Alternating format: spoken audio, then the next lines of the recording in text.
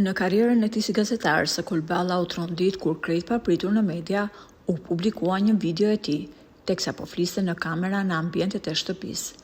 Vajza nga ana tjetër e telefonit kishte marrë masa që të gjitha veprimet e gazetarit të xhiroheshin e më pas u sigurua që këtë video intime ta dorëzojnë në duart e personave që do ta bënin publike.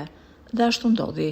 Video u bë virale në kohën që Balla ishte në kulmin e karrierës së tij si gazetar.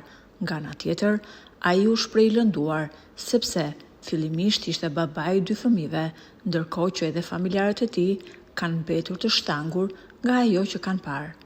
Në mbrojtje të tij, dolën emra të njohur të ekranit, për shembull, Eni Çobani u shpreh se ajo është jeta e tij private dhe nuk duhet të cënohet.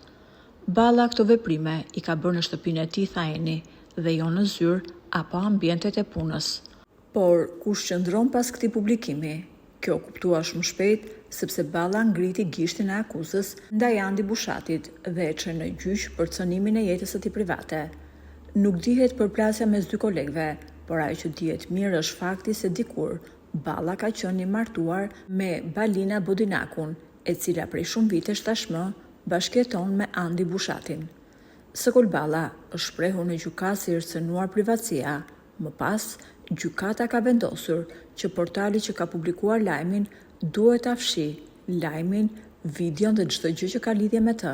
Kjo sepse publikimi i kësaj video i ka cënuar nderin padicit, personalitetin e tij, reputacionin e krijuar ndër vite si figurë publike në Shqipëri dhe si gazetar.